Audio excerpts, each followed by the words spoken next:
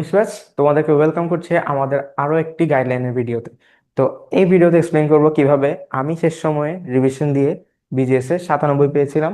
And শেষ সময় আসলে রিভিশন ক্রাইটেরিয়াটা কি, কোথা থেকে রিভিশন দিতে হবে, অ্যান্ড তোমরা কোথা থেকে রিভিশন দিয়ে কিভাবে এক্সাম হলে খাতার মধ্যে প্রেজেন্ট করে টাইম ম্যানেজমেন্ট করে কিভাবে অনেক বেশি নাম্বার একটা ক্যারি করতে পারো, সেটা আমি এই ভিডিওতে এক্সপ্লেন করবো। আসলে বিজিএস এর নাম্বার তোলা একটু কঠিন। তোমরা স্কুলের পরীক্ষায় অনেক দিয়েছো, স্কুলের পরীক্ষা দিয়ে তোমরা দেখেছো যে বিজিএস আসলে অত বেশি নাম্বার তোলা যায় না। কিন্তু যদি এই টিপস গুলো ফলো করো, ইনশাল্লাহ বোর্ড পরীক্ষায় তোমরা বিজিএস এ অনেক নাম্বার ক্যারি করতে পারবে। তাহলে শুরু করি। ওকে, ফার্স্ট অফ অল আমি লিখেছি ইম্পর্টেন্ট টপিক আইডেন্টিফাই। ঠিক আছে, তোমাদের বিজিএস এ তোমরা তো অবশ্যই শর্ট সিলেবাস, তোমাদের সবকিছু তো অনেক চ্যাপ্টারই নাই। আর ওই চ্যাপ্টারের মধ্যে থেকেই অনেক কিছু চ্যাপ্টার আছে যেগুলো আসলে সৃজনশীলের জন্য ইম্পর্টেন্ট। তোমরা এটা কিভাবে বুঝবা, এটা বোঝার জন্য আমি সবসময় বলি ইম্পর্টেন্ট টপিক কিভাবে বুঝবা। এটা হচ্ছে সবসময় টেস্ট পেপার, সবসময় টেস্ট পেপার।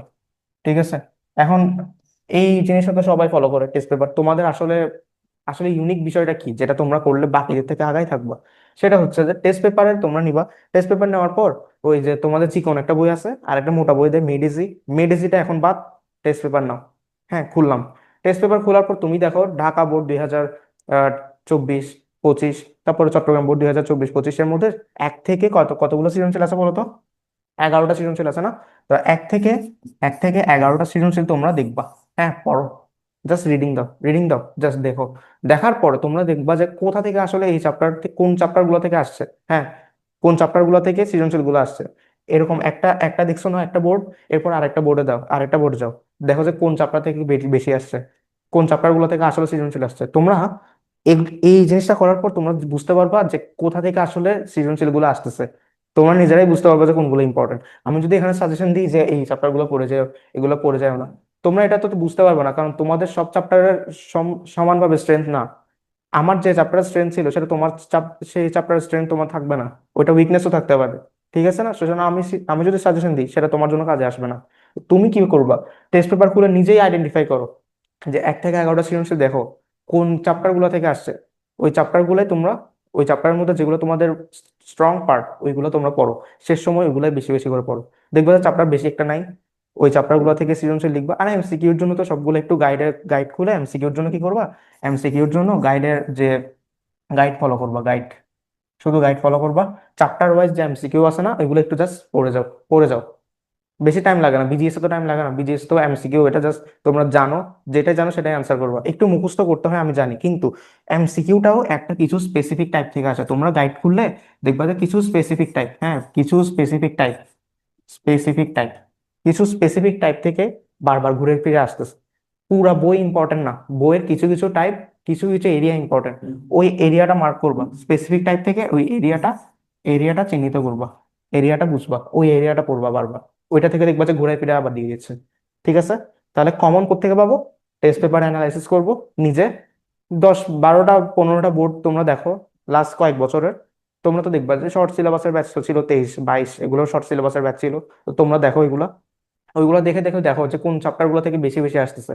তাহলে ওই চ্যাপ্টার গুলো তোমরা তোমরা নিজেরটা দেখবা যে আমি কোন জিনিসগুলোতে বেশি স্ট্রেন্থ পাচ্ছি, আমি কোনগুলো জিনিস বেশি ভালোভাবে লিখতে পারবো, কোন চ্যাপ্টার গুলো, তাহলে সেগুলো পড়ে যাও সৃজনশীলের জন্য। এখন পড়বা কিভাবে? এই টেস্ট পেপারেরই গাইড, এই গাইড নিতে পারো যে চ্যাপ্টার গুলো আইডেন্টিফাই করছো। হ্যাঁ, ওই চ্যাপ্টারের গাইডটা খুলবো, topic wise chapter wise guide খুলবো। গাইড খুলে ওই চ্যাপ্টারেরও দেখবো যে পুরা বই থেকে ইম্পর্টেন্ট সবকিছু আসতেছে না, ওই চ্যাপ্টারেরও স্পেসিফিক কিছু টাইপ থাকে, ওইগুলো থেকে বারবার ঘুরে ফিরে আসে। তুমি দেখতে পারবা একটা স্পেসিফিক টাইপ ফলো হয়, সব সময় বোর্ডে এটা হয়। তাহলে গাইড খুলবা, চ্যাপ্টার ওয়াইজ নিবা, ওই স্পেসিফিক টাইপ গুলো কিভাবে গাইডে লিখছে ওইগুলো একটু পড়ে যাও, রিডিং দিয়ে যাও। ঠিক আছে, রিডিং দিয়ে গিয়ে মুখস্থ না করলে তোমার পরীক্ষা হলে মাথায় আসবে যে এটা এইভাবে লিখতে হয়, তোমার সাবকনসিয়াস মাইন্ডে এটা থাকবে। আর তোমরা দেখবে যে অটোমেটিকলি এই লেখাগুলো নিজে থেকে চলে আসতেছে। তাহলে কি করবা, স্পেসিফিক টাইপ গুলো এখান থেকে টেস্ট পেপার থেকে নিবা, চ্যাপ্টার গুলো ওই চ্যাপ্টারের স্পেসিফিক টপিক গুলা গাইড থেকে পড়বা। পড়ার পর তাহলে সৃজনশীল শেষ। এবার আসো আমরা টাইম ম্যানেজমেন্টটা কিভাবে করবো। দেখো টাইম ম্যানেজমেন্ট সব থেকে বড় ইস্যু তো টাইম ম্যানেজমেন্ট হয়। এটা কিসের জন্য হয় বলো তো? এমসিকিউর জন্য না, এটা হচ্ছে যে তোমার সিকিউর জন্য হয়, সিকিউর জন্য। গ আর ঘ লিখতে বেশি টাইম যায়। আর বিজিএস এর মধ্যে কি কি হয় একটা গ, এই দেখো আমি বলি কেমনে লিখতে হয়। ধরো এটা হচ্ছে গ, হ্যাঁ গ। ফার্স্ট অফ অল কি করবা, গ এর মধ্যে এক লাইনে উত্তরটা লিখে দিবা। ফার্স্ট লাইনে হচ্ছে যে ফার্স্ট লাইনে এক লাইনে উত্তর লিখবা, ফার্স্ট লাইন বা ফার্স্ট প্যারা, তিনটা প্যারা করবা না গতে, 3 নম্বরের জন্য তিনটা প্যারা, just direct answer, direct answer, direct আনসারটা লিখবা, যেটা প্রশ্ন চাইছে সেটা এক লাইন আনসার লিখবা, ঠিক আছে। সেকেন্ড প্যারাটাতে কি করবা, সেকেন্ড প্যারা, সেকেন্ড প্যারার মধ্যে করবা যে ডিরেক্ট আনসারটা একটু ইলাবোরেটলি তোমার নিজের ভাষায় লিখবা, নিজের ভাষায়, নিজের ভাষায়। এখন নিজের ভাষা কি নিজের ভাষা? হ্যাঁ, নিজের ভাষাটা কি নিজের ভাষা? নিজের ভাষা না, আসলে এটা বই থেকেই তোমরা পড়বা। গাইডে কিভাবে লিখছিলাম আমি বলছিলাম না, গাইডটা পড়বা। তো গাইডের মধ্যে থেকে দেখবা যে কোন চ্যাপ্টার, কোন টপিক গুলো কিভাবে লিখছে, ওইগুলো একটু নিজের মতো করে লিখবা। হ্যাঁ, একদম হুবহু বই তুলে দিও না, কিন্তু নিজের সাথে নিজের ভাষায় কিছু লিখবা। আর থার্ড প্যারার মধ্যে, থার্ড প্যারার মধ্যে উদ্দীপকের সাথে রিলেট করবা, উদ্দীপকের সাথে রিলেট, উদ্দীপক আর নিজের ভাষা কিছু। ঘতে, হ্যাঁ ঘটা, ঘটাও মোটামুটি একদমই সেম। হ্যাঁ, অনেকটাই সেম। ঘ যে আনসার, সেটা অনেকটাই সেম। এই যে এই এগুলা, এই অংশগুলো সেম। হ্যাঁ, ঘ এর জন্য, ঠিক আছে, ঘ এর জন্য এগুলা সেম, সেম। ঘ এর জন্য ফার্স্ট প্যারা, সেকেন্ড প্যারা, থার্ড প্যারাটা একদম সেম। যে অ্যাপ্রোচ আমি লিখতে বলছি ওইভাবে লিখবা। কিভাবে লিখবা, ওই গাইডে যেভাবে লিখছে টপিক গুলো ওইভাবে লিখবা। এবার ঘ এর জন্য ফোর্থ প্যারাটা কি করবা? অনেকে ফোর্থ প্যারাটা এক লাইনে লিখে দেয়, এটাই সবচেয়ে বড় ভুল, এটাই সবচেয়ে বড় ভুল। ফোর্থ প্যারাটা এক লাইন লিখবা না, এটা লিখবা যে 3 লাইন, অ্যাটলিস্ট 3 লাইন লিখবা, 3 লাইন প্লাস, 3 লাইন থেকে 4 লাইন লিখবা, ঠিক আছে। এখন এটা লিখবা কিভাবে?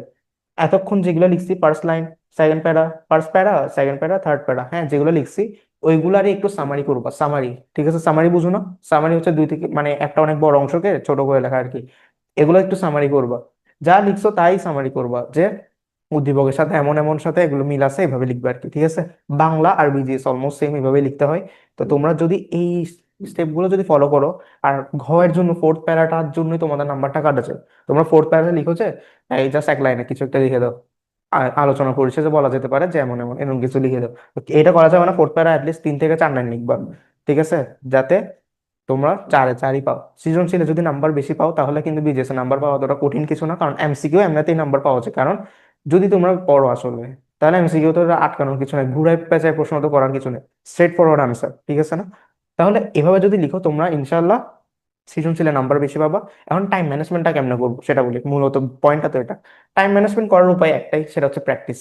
টাইম ম্যানেজমেন্ট করার উপায় কি? এটা করার উপায় হচ্ছে প্র্যাকটিস। প্র্যাকটিস, এখন প্র্যাকটিস কেমনে করবো? মডেল টেস্ট থেকে, model test, model model test করবো। মডেল টেস্ট গুলো কি করবো? প্রিভিয়াস বোর্ড কোয়েশ্চেন গুলো নিজে বাসায় বসে বসে প্র্যাকটিস করবো। 20 মিনিটের মধ্যে একটা সৃজনশীল লেখার চেষ্টা করবো। এটা বারবার, 20 মিনিট যদি না হয়, 25 মিনিট হয়, তাহলে আবার সৃজনশীলটা সৃজনশীলটা লিখো। এবার যদি 20 মিনিট না হয়, তাহলে বারবার লিখতে থাকো। 20 মিনিটের থেকে কম সময় একটা সৃজনশীল শেষ করতে হবেই, ঠিক আছে। আর গটা আমি পার্সোনালি 1.5 পেজের মতো লিখতাম, ঘটা 2.5 পেজের মতো লিখতাম, তোমাদের লেখার সাইজ অনুযায়ী যেভাবে হবে, ঠিক আছে। আচ্ছা, তাহলে এইগুলো যদি ফলো করতে পারো, তাহলে তোমার সৃজনশীলের নাম্বার পাবা। আর এমসিকিউতে নাম্বার পাওয়ার জন্য ওই স্পেসিফিক টাইপ গুলো তোমরা গাইড থেকে ফলো করবা। তাহলে ইনশাল্লাহ বিজিএস এ এইভাবে এই স্টেপ গুলোই আছে, এর থেকে বেশি স্টেপ নাই। তো ইম্পর্টেন্ট কিছু স্পেসিফিক টাইপ থেকেই আসে, ওইগুলোই তোমরা যদি ফলো করতে পারো তাহলে ইনশাল্লাহ বিজিএস এ অনেক নাম্বার ক্যারি করা সম্ভব, ঠিক আছে। এটাই ছিল আজকের ভিডিও। তো থ্যাংক ইউ সো মাচ।